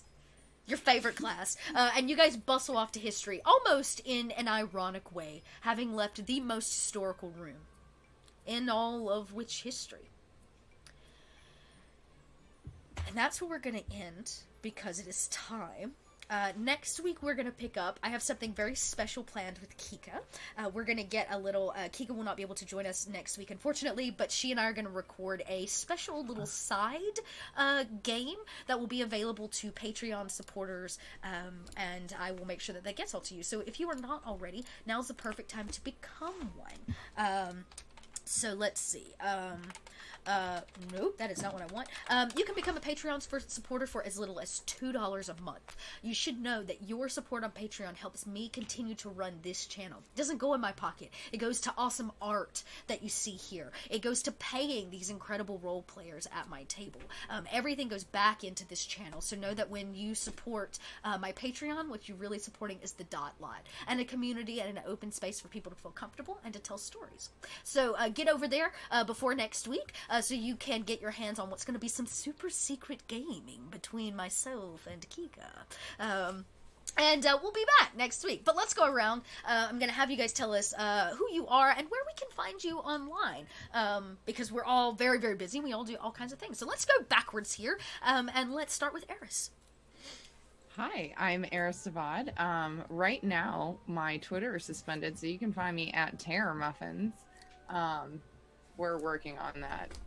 I don't know who we Hashtag save Eris. Yeah, apparently that's a thing. I was told there's a petition going around now. I don't know. Oh my gosh, I need to get on signing that. I don't understand what's happening. I make dice trays and I make dice bags and all sorts of tabletop accessories, and you can visit my website for that. I actually just did a website update today, so you can see a whole bunch of other stuff now on there, and there's some more stuff in the works. Lots of extras, and just saying there will be NPCs for games and like character sheets and stuff that you can use. That's coming soon. I'm getting everything formatted. Anyways, you can find me at Terror Muffins right now, and man, I had so much fun tonight. Good! I'm so glad to hear that. Oh, and let us not forget too, Eris is also a huge supporter of the channel. You can, I just dropped the link in there, you can gain access to discounted items from her store via the links and the code that I dropped there. Special .army code, so get on that as well if you need some bitchin' dice trays and bags, yo. I don't have anything in the store right now, though, because I'm saving all the extra stuff I'm making for Gex Convention. Oh, yeah, Gex is coming up. I forgot about that. Well, yeah. Soon. I'm going to say soon, then. I'm sure there will be more things, but definitely keep an eye on her store. And I'm glad you had fun. Tonight was really interesting, because, like, I only wanted... I wanted there to be, like, combat, but really I wanted you guys to have to, like, just try out some magic that you're, like, uncomfortable with versus the comfortability stuff. And then, really, I wanted you guys to have that moment where, like, you have to tell me. Like, I can't plan for that. Like, you have to tell me why you think your witch is worthy of such a great honor. And it was really interesting seeing all of you, like, come to the table and, like, what you talked about. So, I hope you guys liked that. But let's move right up the line here to the Gluttonous Geek. Catherine. Yes, my name is Catherine Barasonistas. I run the nerdy food blog, thegluttinousgeek.com. I have also a Witch Girls recipe on there, and that is been the latest post because my internet's been kind of recently. Anyway, I am also known as gluttonous_geek on Twitter, and I have my own Twitch channel here on Twitch. It's the Gluttonous Geek, just straight up. I do 2 shows a week, Meal Prep Monday and Munchies and Minis on Wednesday evenings from 7 p.m. to 9 p.m. Eastern, where I first make a tabletop or Dungeons & Dragons inspired snack and then work on painting a miniature. I am actually skipping themes this week in the 52 weeks of D&D because I haven't had a chance to hit the grocery store. I'm going to be making smoked salmon with blackberry and mint crostini. So that's going to be tomorrow night, 7 p.m. Eastern, if you want to check that out. And otherwise, just keep an eye on the blog because I'm going to be releasing some Pokemon recipes this week. So, yep, first gen crostini, i.e. starters. So getting ready. And as it hits the Detective Pikachu the movie. Very nice. Nice. Starters. Oh. Man, that sounds good. Not that everything you make doesn't sound great. It does. I'm the person that's like, don't worry, we'll hang out soon. yay, frozen egg rolls and ramen noodles for dinner. Fantastic. And then next up we've got Kika. Hey, I'm Kika. You can find me at Twitter on twitter.com/KikaVO, where you can keep up to date with me being on other streams because I'm on.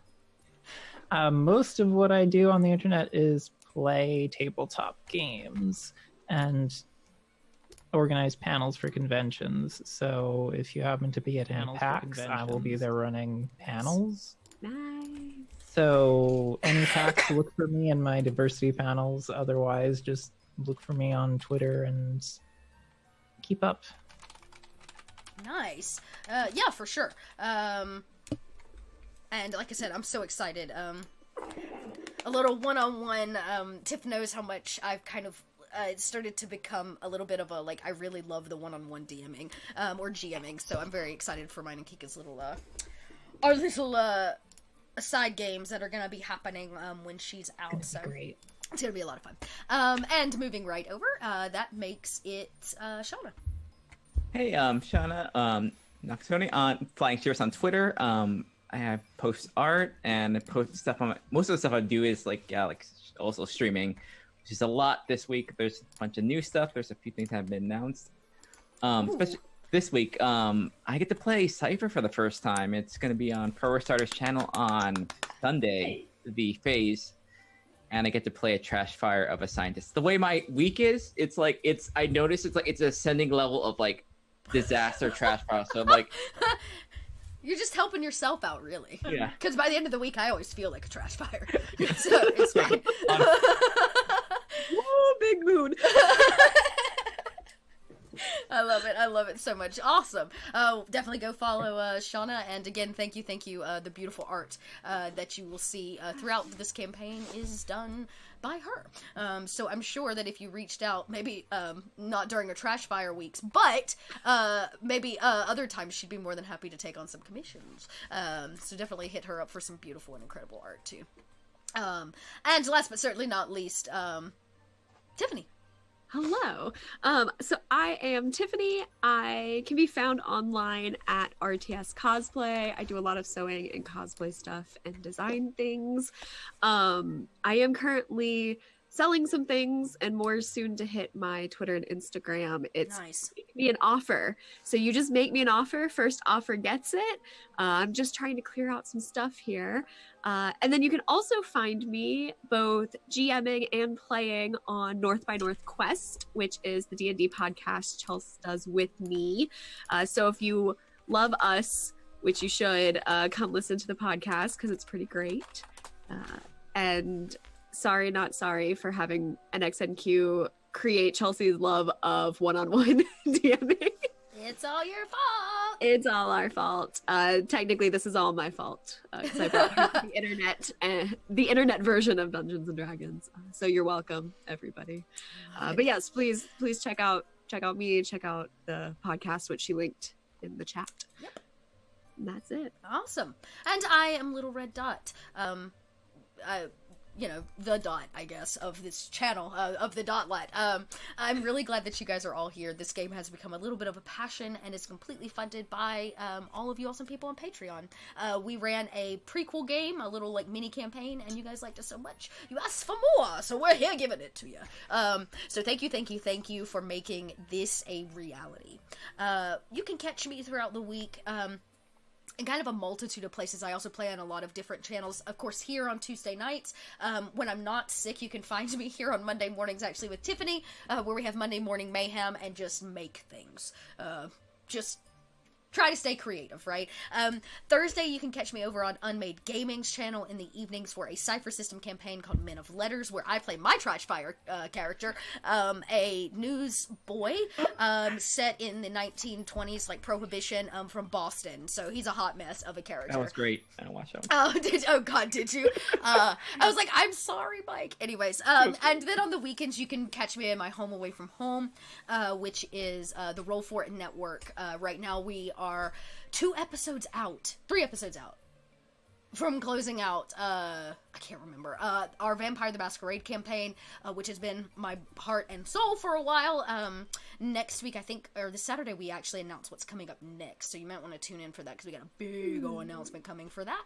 And then on Sundays, you can catch me doing quite a couple different things. Once a month, you can be here for Sunday Fun Days, where we drink mimosas, and we play ridiculous tabletop games, just because we want to have some fun. You can also catch now, more Cypher right here, with Marcy's campaign, The Owl of Lasia, and yeah, words, clearly. I'm on it. And The Owl of Lasia, which actually aired this past Sunday. That'll be an every other Sunday thing.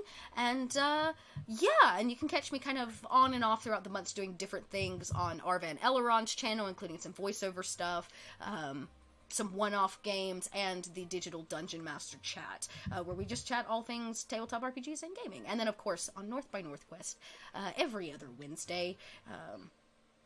Yeah, lots and lots of places, basically. I just can't clearly get enough. So I'm very excited, as you can tell, and I'm really glad that all of you are here. So we hope to see you next week. We're actually going to go raid Unmade Gaming, because I believe they are... Is he still on? Yeah, Unmade Gaming's on, so let's go raid my dear friend Mike over there at Unmade Gaming. Show them all of the lot love.